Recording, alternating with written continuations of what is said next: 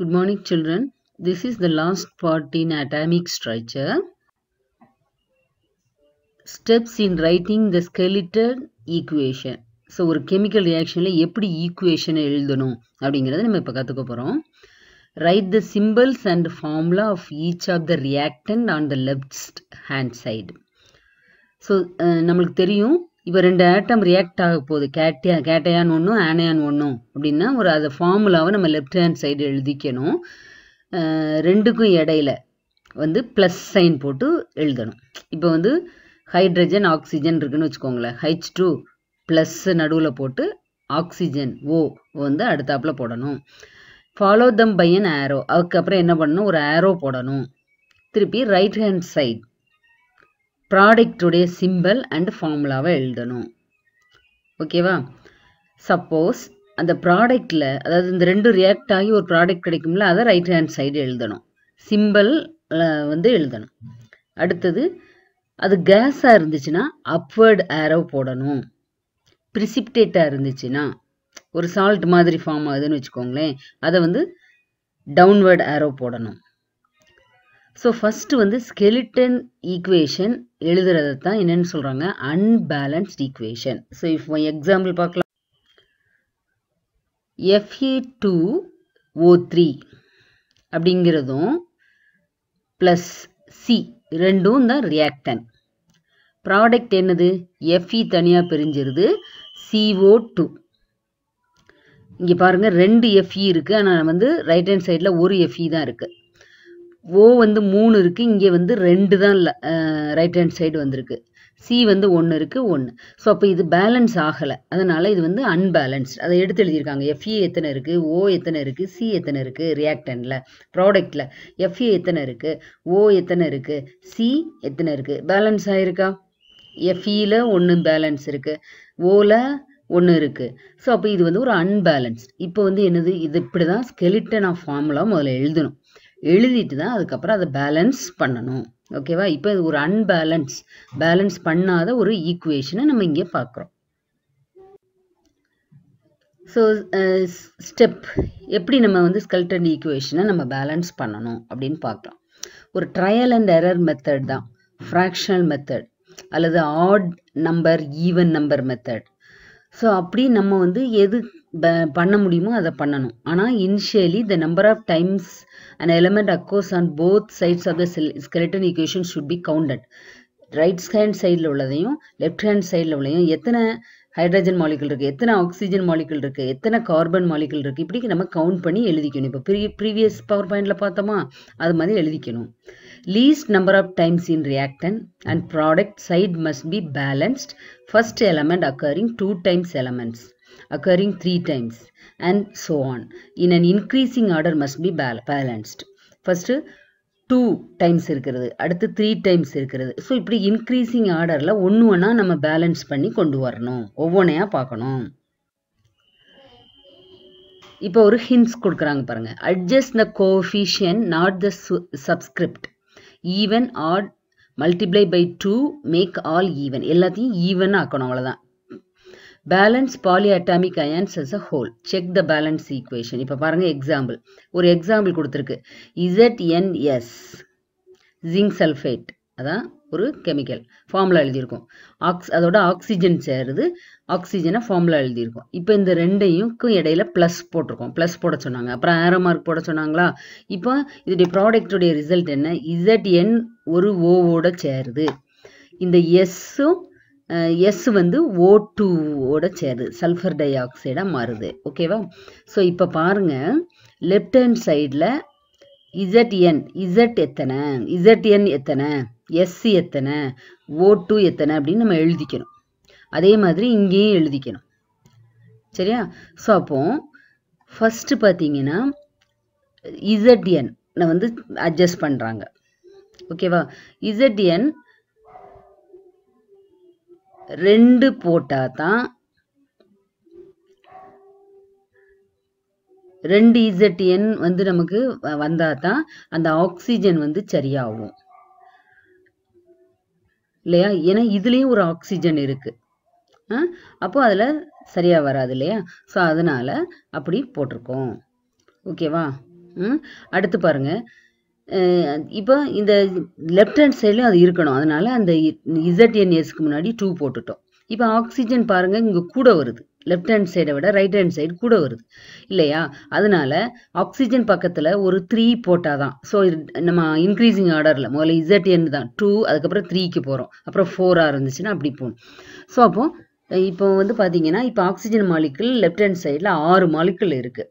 இப்போ ப்ராடக்ட்டுக்கு வரும்போது 2 ஃபர்ஸ்ட் வந்து எதை அட்ஜஸ்ட் பண்ணியிருக்கோம், ZN அட்ஜஸ்ட் பண்ணியிருக்கோம். இப்போ ஆக்சிஜன் மாலிகுல் அட்ஜஸ்ட் பண்ணுறோம்.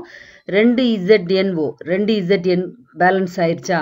அடுத்தது O 2 ஆக்சிஜன் போயிருச்சு. இங்கே பார்த்தீங்கன்னா SO2 அங்கே ஒரு 2 ஆக்சிஜன். அதனால தான் நம்ம இதில் வந்து என்ன பண்ணியிருக்கோம், 3 போட்டிருக்கோம். 3 போட்டால் தான் இது பேலன்ஸ் ஆகும். ஸோ அப்போ அந்த எஸ்ஸுக்கு முன்னாடி இப்போ இங்கே வந்து இங்கே 2S போட்டிருக்கோமா, அதனால அந்த 2 இங்கே போட்டோம்னா இப்போ பேலன்ஸ் ஆகிடும். ஓகேவா? Balance the multiply by 2 make 0 even, then balance the ZN S and O மூணையும் இப்போ பேலன்ஸ் பண்ணிட்டோம். So more example also I gave. ஸோ இது மாதிரி நீங்கள் இதையும் கீழே உள்ளதையும் நீங்கள் பார்த்தீங்கன்னா யூ வில் அண்டர்ஸ்டாண்ட். ஓகே, புரியுதா? ஸோ எப்படி பேலன்ஸ் பண்ணுறோம் அப்படின்னு ஒரு ஹின்ஸோடு உங்களுக்கு எக்ஸாம்பிள் கொடுத்துருக்கேன், நல்லா பார்த்துக்கோ. ஸோ ஹியர் ஒரு அன்பேலன்ஸ்டு இருக்குது. எப்போதுமே நம்ம இப்படி எடுத்து எழுதி தான் பேலன்ஸ் பண்ணணும், அப்போ தான் ஈஸியாக இருக்கும்.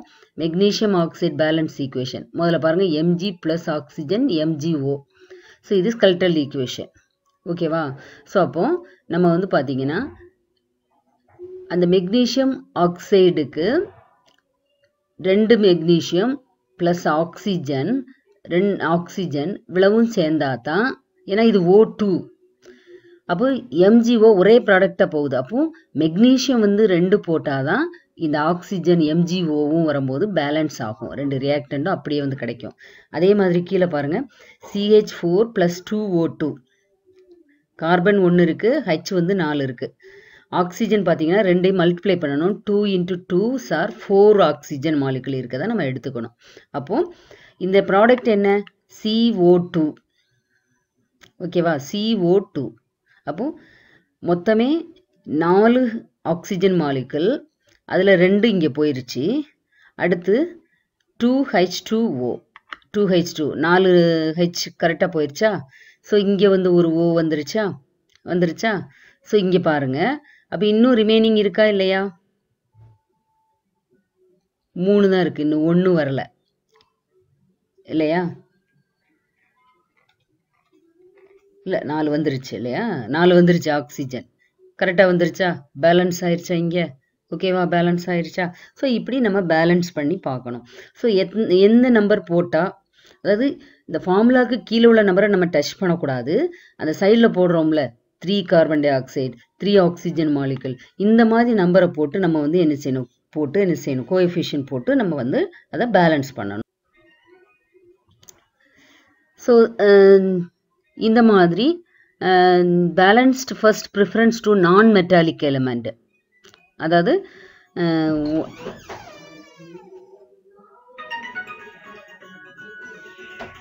ஹையர் அட்டாமிக் நம்பர் இருந்தால் தான் அதை பேலன்ஸ் பண்ணணும். So total number of molecules ரியாக்டண்டும் ப்ராடக்ட்ஸும் ஒரு கோஎஃபிஷியண்ட்டாக நம்ம எழுதி வச்சுக்கணும். அந்த மேலே உள்ள அன்பேலன்ஸ்ட் ஈக்குவேஷன் எழுதி இருந்துச்சு பார்த்தீங்களா, அதை மாதிரி. And then formula should not be change. ஃபார்முலாவை எந்த காரணத்தை கொண்டும் நம்ம வந்து சேஞ்ச் பண்ணவே கூடாது. அது எலமெண்ட்டாக நம்ம வந்து என்ன செய்யணும், மாற்றணும். காம்பவுண்டை நம்ம டச் பண்ணக்கூடாது, ப்ராடக்டை. ஓகேவா? எந்த ஃபார்முலாலேயோ எதுலேயோ டச் பண்ணக்கூடாது. அந்த கெமிக்கல் ஃபார்முலாவுக்கு முன்னாடி வர கோஎஃபிஷியண்ட்டை தான் நம்ம சேஞ்ச் பண்ணி அதை அட்ஜஸ்ட் பண்ணி கொண்டு வரணும். ஸோ இப்போ வந்து ஹைட்ரஜன் அண்ட் ஆக்சிஜன் ஒன்று ரியாக்ட் ஆக போது, அதை எப்படி பேலன்ஸ் பண்ணலாம் அப்படின்னு பார்க்கலாம். Step 1, write the word equation. What is the reactant? Hydrogen plus oxygen. ரியாக்டன்னா 2க்கு நடுவில் என்ன போடணும், ப்ளஸ் ஆரோ மார்க் போடணும். இந்த 2 சேர்ந்து give rice to water. Step 2, right skeleton equation. இப்போ ஸ்கெலிட்டல் ஈக்குவேஷன் எழுத போகிறோம். ஹைட்ரஜனுக்கு ஃபார்முலா என்ன, H2. ஆக்சிஜனுக்கு ஃபார்முலா என்ன, O2. ஸோ இந்த ப்ராடக்ட்டுக்கு ஃபார்முலா என்ன, H2O. இப்போ Select the element which is to be balanced first based on the number of times an element occurs on both sides of the skeleton equation. எதை நம்ம இப்போ balance பண்ணணும்? சரியா, அதை சூஸ் பண்ணணும். இங்கே ஹைட்ரஜன் இங்கே 2 இருக்கு, அந்த பக்கமும் 2 தான் இருக்கு, பேலன்ஸ் ஆயிருச்சு. ஆக்சிஜன் இங்கே 2 மாலிகுல் இருக்கு, அங்க 1 தான் இருக்கு, அப்போ பேலன்ஸ். இப்போ நம்ம எப்படி பேலன்ஸ் பண்றது அப்படின்னு பார்க்கலாமா? To balance hydrogen on the right hand side எப்படி பேலன்ஸ் பண்றது அப்படின்னு பார்க்கலாம். இப்போ பார்த்தீங்கன்னா 2H2O போட்டா இது பேலன்ஸ் ஆயிரும், அப்படித்தானே? இந்த முன்னாடி உள்ள 2 வந்து both for H and O. இப்போ H வந்து கீழே 2 இருக்கிறனால 2 into 2 4H வந்துருச்சு. 4 ஹைட்ரஜன் மாலிகுல் 2 ஆக்சிஜன் மாலிகுல். அப்போ ஆக்சிஜன் மாலிகுல் இங்கே பேலன்ஸ் ஆயிடுச்சு. ஆனால் ஹைட்ரஜன் வந்து என்ன செய்யல, லெஃப்ட் ஹேண்ட் சைடு பேலன்ஸ் ஆகலை. ஸோ அதனால put 2 near hydrogen. So hydrogen பக்கத்தில் 2 போட்டோம்னா இப்போ நமக்கு பேலன்ஸ் ஆயிரும். இப்போ பாருங்க H4 ஆயிடுச்சு, ஆக்சிஜன் 2.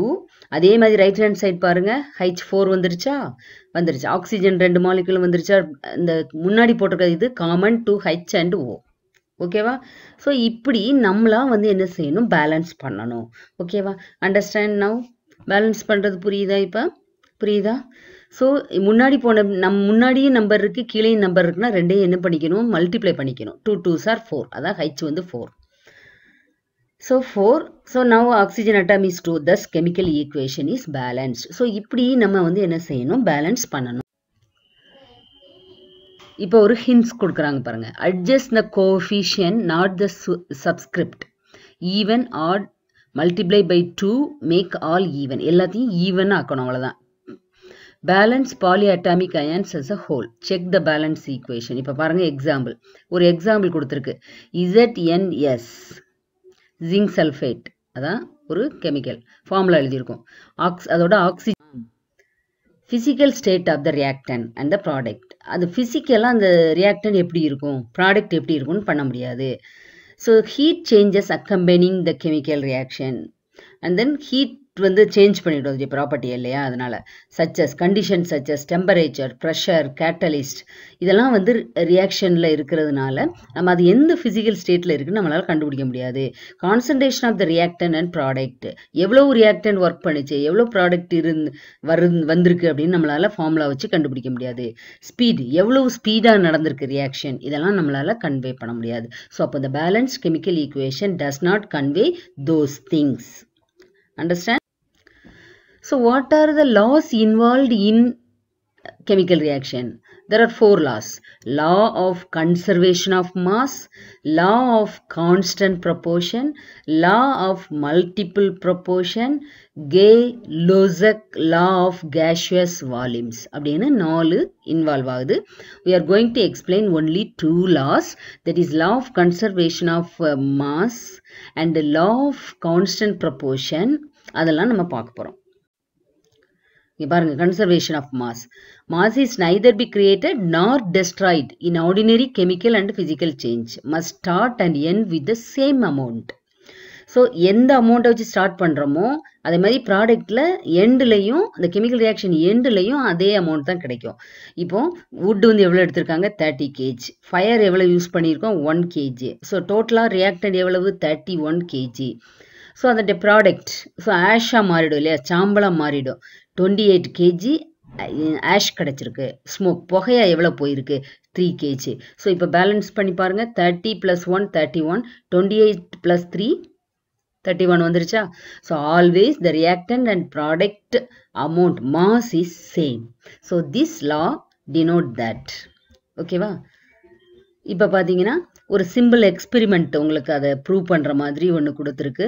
ரியாக்டன்ட் என்னெல்லாம், சோடியம் ஹைட்ராக்சைடு சொல்யூஷனும் காப்பர் சல்ஃபேட் சொல்யூஷனும். ஸோ மிக்ஸ் பண்ணுறாங்க, தெர்மோமெட்ரி வச்சுருக்காங்க. பார்த்தீங்கன்னா அந்த ப்ராடக்ட் காப்பர் ஹைட்ரஜன் பெராக்சைடு கிடைக்குது இல்லையா. ஸோ இப்போ இதை நம்ம மெஷர் பண்ணி பார்த்தோம்னா எவ்வளோ பர்சன்டேஜ் இருந்துச்சா அதே பர்சன்டேஜ் இதுலேயும் இருக்கும். ஓகேவா? ஓகேவா? So this experiment proves, experimentally prove 1. Making ammonia. So another one example, it was given in our book. By Haber process. இந்த அமோனியா ஃபார்ம் பண்ணுறத ஹேபர் ப்ராசஸ்ன்னு சொல்கிறாங்க. அதில் என்னென்ன காம்பவுண்ட் நம்ம எடுத்துக்கிறோம் பாருங்கள். Nitrogen N2, hydrogen H2. So balance ஆகிறதுக்காக முன்னாடி 3ங்கிற நம்பரை போட்டிருக்காங்க கோஎஃபிஷியன்ட். நைட்ரஜன் எவ்வளோ எடுத்திருக்காங்க? 28 கிராம். ஹைட்ரஜன் எவ்வளோ எடுத்திருக்காங்க? 6 கிராம். ஸோ அமோனியோட ஃபார்முலா என்ன? NH3 ஃபார்முலாலாம். அதனால தான் நான் உங்களை படிக்க சொன்னேன் முதல்ல. ஓகேவா? இப்போ இந்த 2வை முன்னாடி போட்டுட்டேன்னா பேலன்ஸ் ஆகுதா பாருங்கள். 2 நைட்ரஜன் மாலிகுல் வந்துருச்சா? இங்கே 3 × 2 6 ஹைட்ரஜன் கரெக்டாக வந்துருச்சா? பேலன்ஸ் ஆயிடுச்சா? ஸோ இங்கே பாருங்கள், டோட்டல் மாஸ் பாருங்கள். 28 + 6 எவ்வளவு? 34. ஸோ ரியாக்டன்டுடைய மாஸும் ப்ராடக்டுடைய மாஸும் சேமாக இருக்குது. So it is proved by Haber process. Law of constant proportion. So Frost formulated the law of constant proportion. இவர் தான் வந்து அந்த இதை பண்ணுறது. அதாவது elements are always present in a definite proportion by weight. In a compound, the constituent, அதாவது ஒரு காம்பவுண்டில் எடுத்துக்கிட்டா அதில் உள்ள எலமெண்ட்ஸ், காம்பவுண்ட்னா என்ன? ப்ராடக்டில் வர்றது தான் காம்பவுண்டு. எலமெண்ட்ஸ் என்னெல்லாம்? இப்போ ஒரு வாட்டர்னா காம்பவுண்டு, அதில் உள்ள எலமெண்ட்ஸ் என்னெல்லாம்? ஹைட்ரஜன், ஆக்சிஜன், அதான் எலமெண்ட்ஸ். ஸோ இது வந்து ஒரு டெஃபினிட் ப்ரொப்போர்ஷனில் இருக்கும். இப்போ அமோனியா ப்ரிப்பரேஷனில் பார்த்தீங்களா, நைட்ரஜன் எவ்வளோ இருந்துச்சு, ஹைட்ரஜன் எவ்வளோ இருந்துச்சுன்னு. ஸோ அது மாதிரி எல்லா காம்பவுண்ட்லையும் elements have a definite proportion. For example இங்கே பாருங்கள், 2 atoms of hydrogen, 1 atom of oxygen, 2 H atom, 2 gram of mole, 10 atom 6 gram per mole. So molecular weight of water 18 gram per mole. ஓகேவா? So அப்போ by வெயிட்டில் hydrogen வந்து 11%, oxygen வந்து 89%. புரியுதா? So ரெண்டும் சேர்ந்து ஒரு டெஃபினிட் ப்ரொப்போர்ஷனில் ரெண்டும் சேர்ந்து ஒரு ப்ராடக்ட்டுக்கு ஒரு ஈக்குவல் ப்ரொப்போர்ஷனை கொடுத்துருது. இதுதான் law of definite proportion. percentage of by weight of hydrogen and oxygen in water. So புரியுதா? ஸோ வாட்டர் வந்து ஒரு காம்பவுண்ட், அதில் இருக்கிற எலமெண்ட் என்னெல்லாம்? Oxygen, hydrogen. அதுக்கு ஒரு டெஃபினிட் வெயிட் இருக்கும் அப்படிங்கிறத உங்களுக்கு இந்த லா மூலமாக நம்ம எக்ஸ்பிளைன் பண்ணுறோம். Okay, so that's all. So I think you understood well this chapter. This is the basic chemistry for further classes. So don't miss the children. Don't miss. Try to mug up all the formulas and cation எது, positive ions எது, அதோடைய valency என்னது, இதெல்லாம் வந்து ரொம்ப important. Then only you can continue your 9th class chemistry and this is the continuation of 10, 11 and 12. Don't miss. So the physics and chemistry always the continuation syllabus. Don't miss, don't avoid physics and chemistry. Okay.